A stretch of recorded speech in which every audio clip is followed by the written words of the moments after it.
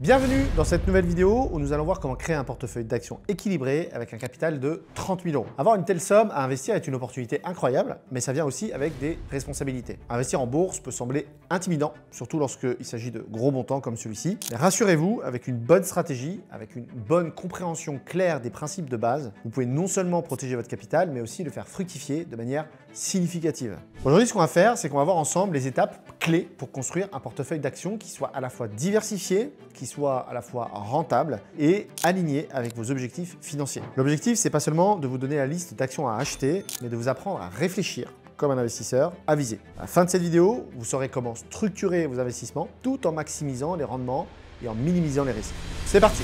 On va commencer ensemble par un principe fondamental de l'investissement, la diversification. La diversification, c'est tout simplement l'art de ne pas mettre tous ses œufs dans le même panier. C'est une stratégie qui consiste à répartir votre capital sur différents types d'actifs, sur différents types de secteurs d'activité et même de zones géographiques pour réduire le risque global de votre portefeuille. Si une action ou un secteur en particulier subit une baisse, les autres actifs vont compenser cette perte. Imaginez que vous investissez l'intégralité de vos 30 000 euros dans une seule entreprise. Si cette entreprise traverse une crise, ou si cette entreprise fait faillite, vous perdez tout. Par contre, si vous répartissez ce montant sur une vingtaine d'actions dans divers secteurs, une baisse dans un domaine sera probablement compensée par une autre et une autre baisse dans une autre. C'est là la magie de la diversification, mais attention, diversifier ne signifie pas acheter un maximum d'actions sans logique. Il faut être stratégique dans vos choix. On parle souvent de diversification sectorielle, c'est-à-dire qu'on peut investir dans différents secteurs comme la technologie, la santé, l'énergie ou encore la consommation. On parle aussi de diversification géographique, ce qui vous permet d'investir dans des entreprises de différents pays, par exemple en diversifiant entre les marchés américains, les marchés européens,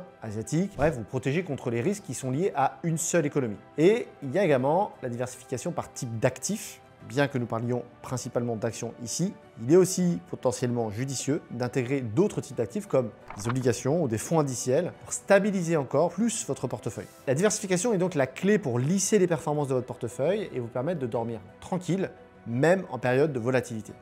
Avant de commencer à investir, il est crucial de définir vos objectifs financiers. Pourquoi vous voulez investir ces 30 000 euros? Est-ce que c'est pour préparer votre retraite? Est-ce que c'est pour financer un projet à long terme? Est-ce que c'est pour simplement faire fructifier votre épargne, votre argent? La réponse à cette question, elle va déterminer la manière dont vous allez donc structurer après votre portefeuille. Si votre objectif est à long terme, vous pouvez vous permettre de prendre des risques en investissant dans des actions à forte croissance. En revanche, si vous avez besoin de cet argent à court ou moyen terme, il va peut-être être prudent d'adopter une stratégie conservatrice avec une allocation qui soit plus importante vers des actions stables, des obligations, ou même de la trésorerie. Un autre aspect à prendre en compte, c'est votre tolérance au risque. Chaque investisseur a une tolérance au risque différente. La tolérance au risque, c'est quoi? C'est la capacité émotionnelle et financière de supporter les fluctuations de marché. Certaines personnes sont à l'aise avec l'idée de voir la valeur de leur portefeuille fluctuer fortement, alors que d'autres personnes vont préférer une croissance plus stable, même si ça signifie des rendements potentiellement plus faibles. Établir vos objectifs et comprendre votre tolérance au risque, ça va vous permettre de construire un portefeuille qui correspond vraiment à vos besoins et à votre personnalité.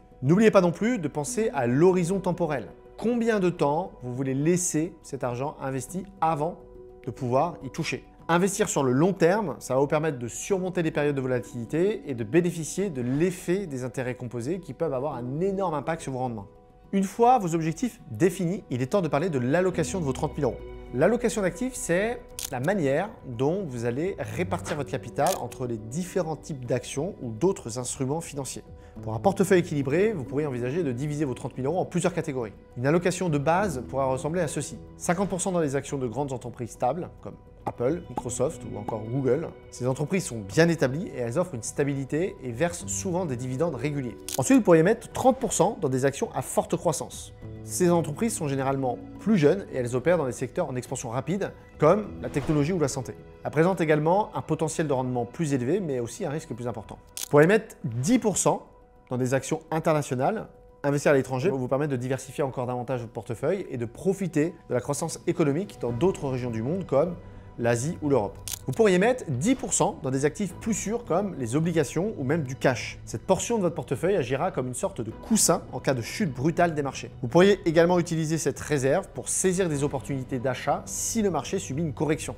Une fois que vous avez une idée claire de comment vous souhaitez allouer vos fonds, vous pouvez commencer à sélectionner les actions individuelles qui rempliront chaque catégorie. En fonction des conditions du marché, pensez à réévaluer et à ajuster vos allocations au fil du temps en fonction de l'évolution de votre situation financière.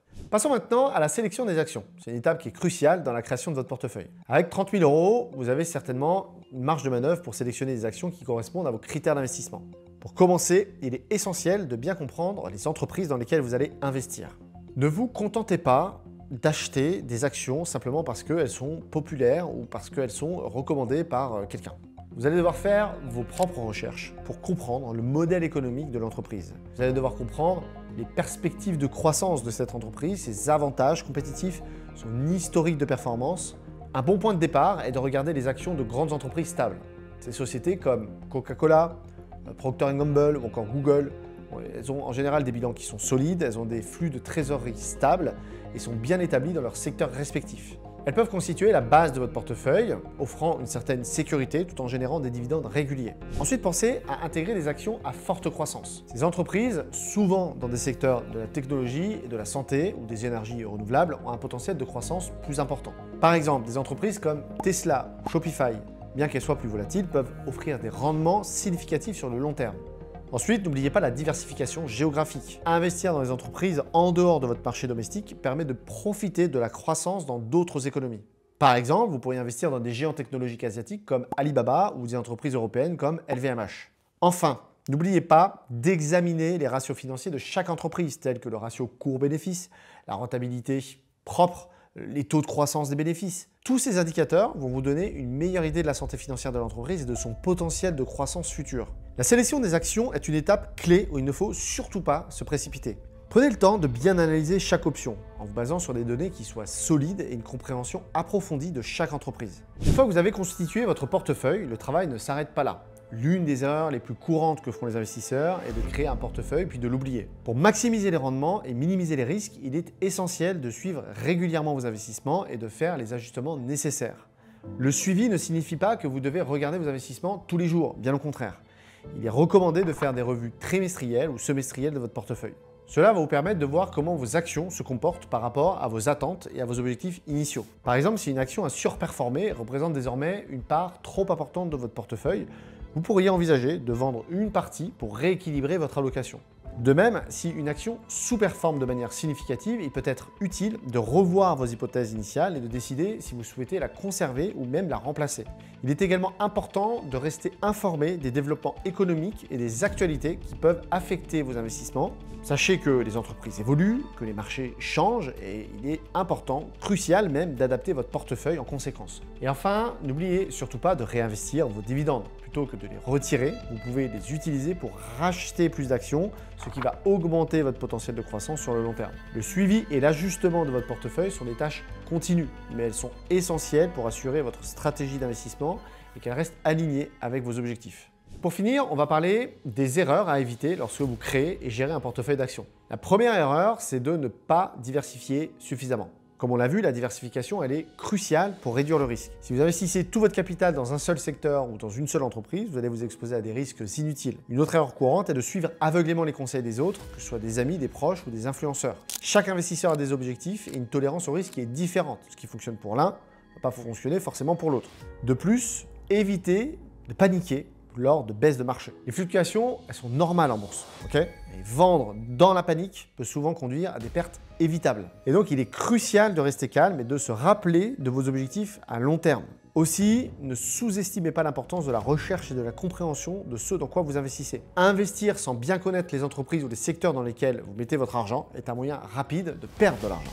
Enfin, évitez de changer constamment de stratégie. Une fois que vous avez défini votre plan d'investissement, restez discipliné. Les marchés peuvent être volatiles, mais une stratégie qui est bien pensée, qui est suivie avec rigueur, va vous aider à atteindre vos objectifs sur le long terme. Investir en bourse avec 30 000 € est une grande responsabilité, mais en évitant ces erreurs, vous allez augmenter vos chances de succès. Voilà, vous avez maintenant toutes les clés en main pour créer un portefeuille d'actions équilibré et performant. Je vous remercie d'avoir suivi cette vidéo. Je vous dis à très bientôt sur cette chaîne pour d'autres conseils d'investissement.